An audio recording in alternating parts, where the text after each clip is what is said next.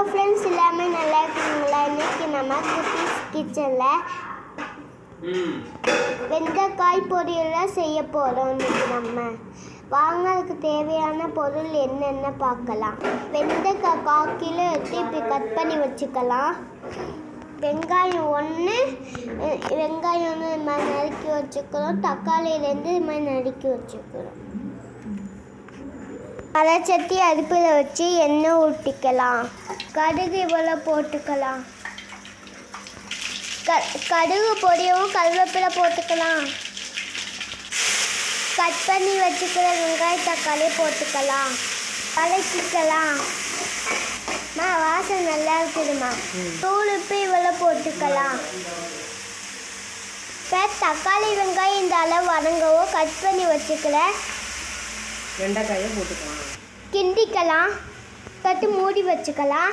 ஒரு 2 நிமிஷம் இருக்கட்டும். ஆனோன்னு எடுத்து கிண்டிக்கணும். இப்போ எடுத்துட்டு கிண்டி விட்டுட்டு மறுபடியும் மூடி வச்சுக்கலாம். நல்லா பர்சலாக வச்சு விட்டுட்டு மூடி வச்சுக்கலாம். நல்லா கிண்டிக்கலாம். உங்கள்கிட்ட தயிர் இருந்துச்சுன்னா நீங்கள் சேர்த்துக்கோங்க. எங்கள்கிட்ட சேர்த்துக்கலாம். எங்கள்கிட்ட இல்லை, அதனால் நாங்கள் தயிர் சேர்க்கலை. தயிர் சேர்த்து டேஸ்ட்டாக இருக்கும். தயிர் சேர்த்தா இன்னும் நல்லா டேஸ்ட்டாக இருக்கும். இப்போ இந்த அளவு வதங்கவும் வீட்டில் அரைச்ச மசால் பொடி இவ்வளோ போட்டுக்கலாம். வீட்டில் அரைச்ச மசால் பொடி இவ்வளோ போட்டுக்கலாம். போகணும், இதுவே காரமாக தான் இருக்கும். அப்படியே சிம்மிலே வச்சு கிண்டிக்கிட்டே இருக்கலாம். ஒரு 2 நிமிஷம் கிண்டிக்கலாம். மிளகா பொடி வாசனை போட்டு அதுக்கடுத்து மூடி வச்சுக்கலாம். நல்லா மூடி வச்சு வேகட்டும். சிம்மில் தான் இருக்கிற அடுப்பு. இப்படியே 2 நிமிஷம் இருக்குது. அவ்வளோதான், ரெடி ஆயிடுச்சு. இது எடுத்துக்காங்க. 2 நிமிஷம் ஆகவும் எடுத்து கிண்டிக்கிட்டு அடுப்பை ஆஃப் பண்ணிடலாம். இப்போ சாப்பிட்டு பார்க்கலாம். சாப்பாடு குழம்பு புளிச்சாறுலாம் வச்சுருக்கோம்.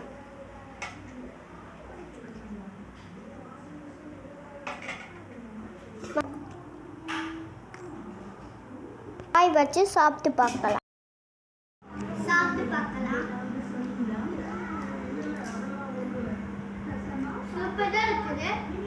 காய் எடுத்து சாப்பிட்டு பாரு. புளிஞ்சு சாப்பிடு.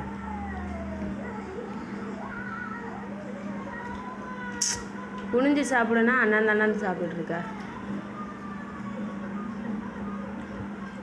காய் சாப்பாடும் வச்சு சாப்பிடுவாப்பா.